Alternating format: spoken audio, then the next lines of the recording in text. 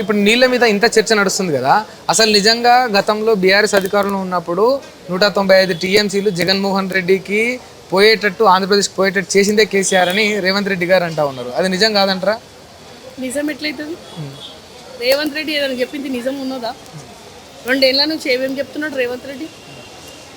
రేవంత్ రెడ్డి చెప్పినవి అన్ని నిజాలైన ఉంటే ఈరోజు ఈ కర్మ ఉండకపోతుండే కదా. మనం ఒక శనిలాగా పట్టిండాడు. అంటే రేవంత్ రెడ్డి ఏది నిజాలు చెప్పడా? నిజాలు చెప్తే ఎట్లుంటుంది తమ్మి? తులం బంగారం ఇస్తుండా, 2 నుంచి 4 వేలు ఇస్తుండా, రైతు బంధు ఇస్తుండా, రైతు బీమా ఇస్తుండా? వాడు చెప్పిన అన్ని కళ్ళబుల్లి మాటలు, దొంగ మాటలు చెప్పి ఈరోజు వచ్చింది. ఒకప్పుడు తెలంగాణను ఎట్లా వదిలిపెట్టిరు చెప్పండి. 2014లో మనకు తెలంగాణ వచ్చినప్పుడు కరువు కాటకాలలో ఉండే. ఈ రోజు వచ్చి రేవంత్ రెడ్డి మాట్లాడతాడా నీళ్ళ గురించి? రైఫిల్ మాస్టర్ వాడు. ఏం మాస్టరు? Rifle master. తెలంగాణ ద్రోహి వాడు. ఆ ద్రోహి ఈరోజు నీళ్ళ గురించి మాట్లాడే అధికారం ఉందా తమ్మి? అప్పుడు ఎవరైనా మాట్లాడినరా? తెలంగాణ పాలమూరు నుంచి నీళ్ళు ఎత్తుకపోతున్నారని మనం బాపు కేసీఆర్ బయటకు వచ్చి చెప్పిన దాకా వాడు బయటికి లేడు. మెస్సీతో చెడ్డీ మీద ఆడుతున్నాడు. అసలు మరి పాలమూరులో అభివృద్ధి జరగలేదు, రైతులకు న్యాయమే జరగలేదు, ఒక తట్టెడు మట్టి ఎత్తలేదు, నీళ్లు రాలేదు అని అంటుండగా మేడం. తట్టెడు మట్టి ఎత్తకపోతే మళ్ళీ వీడేం బీకిండంట 2 ఏళ్ల నుంచి? ఎక్కడ మెస్సీలతో ఆడుతున్నాడా?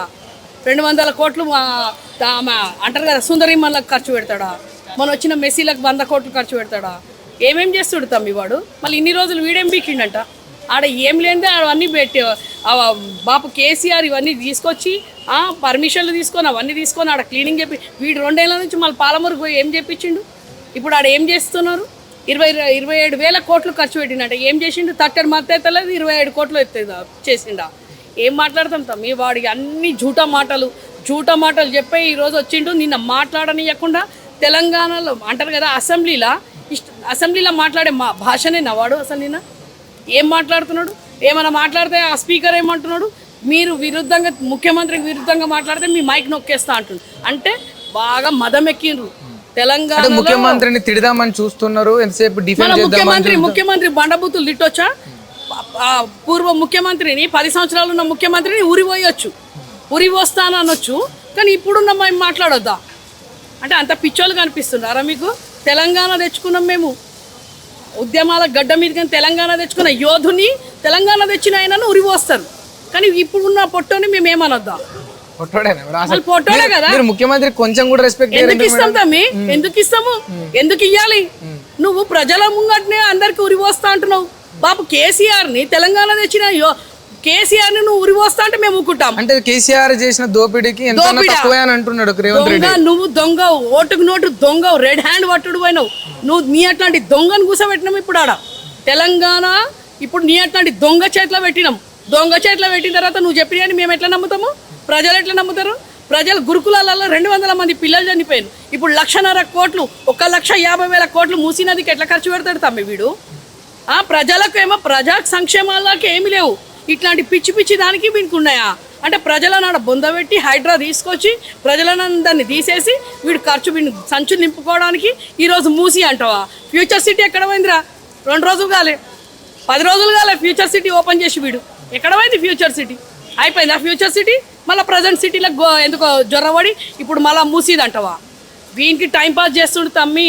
టైం పాస్ చేసి 2 ఏళ్ళు టైం పాసే కదా. మీకు అర్థమైతే లేదా? ప్రజలకు అర్థమైపోయింది. ప్రజలకు డైవర్షన్ పొలిటిక్స్ చేస్తున్నాడు. ఎవ్వరు ఏం అడిగితే మొన్నటిదాకా కేటీఆర్ అన్నాడు, లగచర్య అయిపోయింది, హైడ్రా అయిపోయింది, ఫ్యూచర్ అయిపోయింది, సుందరి మండలు అయిపోయినరు. వీని బొందేమో. రేవంత్ రెడ్డికి డెవలప్ చేయాలని ఇంటెన్షన్ ఏం లేదంటారా? ఏడే డెవలప్మెంట్ చేస్తాడు? ఉన్నాయని గులగొడుతుండు కదా. మీకు అర్థమైతే లేదా? 10,000 మందిని గులగొట్టిండు. లగచర్య గులగొట్టే చెట్లు కొట్టేసిండు. 100 ఎకరాల చెట్లు కొట్టలేదా తమ్మి మన యూనివర్సిటీలో? ఇవన్నీ చేసుకుంటా ఇప్పుడు యూరియా ఇవ్వమను ఆయనకి దమ్ముంటే, పొట్టోనికి దమ్ముంటే యూరియా ఇరా. చెప్పులు లైన్లలో పెట్టుకుంటున్నారు. ఒక పంట అయిపోయింది, ఇంకో పంటకు యూరియా ఎట్లా కూర్చున్నారు? ఏం యాప్? ఆ యాప్ గురించి వానికే తెలియదని మొత్తం మీడియం కూడా చెప్ప కదా. అంటే వీనికే తెలియకపోతే, ఒక ముఖ్యమంత్రి స్థాయికి ఒక గుంపు మేస్త్రికి నీకే తెలియకపోతే ప్రజలకు ఎట్లా తెలుస్తుంది? రైతులకు ఎట్లా? సిటీలో పంటలు పండిస్తామా? హైటెక్ సిటీలో పంటలు పండిస్తామా?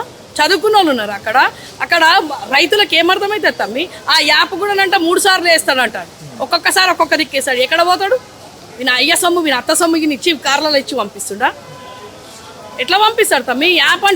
యాప్ అనేలోపల పంట అయిపోతుంది. ఎక్కడ పోవాలి రైతులు? సిగ్గు ఉండాలి వానికి, ఏమన్నా సిగ్గు శరం లేదు, అసలు రైతుల పంట నష్టం లేదు. అంటే ఇప్పుడు ఇంత కోపం ఇంత ఆవేశం వ్యక్తం చేస్తున్నారు మేడం. అంటే ఇప్పుడు 2 నెలల్లో రేవంత్ రెడ్డి ఏం చేయలేదంటారా? ఏం చేసిండు మళ్ళీ నువ్వు చెప్పు నాకు. మన బొంద చేసిండు, మన బొంద దౌకని పెట్టుకోమంటున్నా, పొట్టానికి 4 అడుగులు బొంద దౌకని పెట్టుకో రేవంత్ రెడ్డి. ఎట్లయితే బాపు కేసీఆర్ని ఉరివస్తా అంటున్నావు చూడు, రాళ్ళు కొట్టి నిన్ను ఉరికిపిచ్చి చంపే దినం వచ్చింది తెలంగాణ ప్రజలు. అర్థమవుతుంది అంతా, మీ రాళ్ళు కొట్టి చంపుతారు అని. అంత వ్యతిరేకత ఉందంట రేవంత్ రెడ్డి మీద. బరాబర్ ఉన్నది, వ్యతిరేకత ఉన్నది కాబట్టే చెప్తున్నా. రైతులను ఊర్లలో బొమ్మన్ ఈడ కూర్చొని మాట్లాడుతున్నాడు. ఇదే సీతక్కని బొమ్మన్ ఊర్లలో పోతే ఉరికిపిచ్చిరు మొన్ననే. బొమ్మను అందరిని ఎవరెవరు ఇప్పుడున్న ఎమ్మెల్యేలను ఊర్లలో బొమ్మన్, రైతుల దగ్గర బొమ్మన్. ఎంత వ్యతిరేకత ఉంది. వ్యతిరేకత లేకపోతేనే 4,000 చిలుకు వస్తుంది అతమ్మి మాకు. సర్పంచ్లు అది 4,000, ప్రజలు మేము లేము, అధికారంలో వాళ్ళు ఉన్నారు. 4,000 సగం వచ్చినాం మేము. ఎంత ప్రజలలో మేము ఒక్కరం కూడా బయట పోయి మేము అంటారు కదా, ఎవరు పోయి ప్రచారానికి పోలేదు, ఎమ్మెల్యేలు పోలేదు, ఎవరు పోలేదు. బాపు కేసీఆర్ కూడా ఒక మాట మాట్లాడలేదని. అయినా 4,000 మంది వచ్చిరంటే ఎట్లొచ్చినాయి ఆ సీట్లని? ప్రజా వ్యతిరేకత లేకపోతే వస్తుందా? Okay, thank you madam.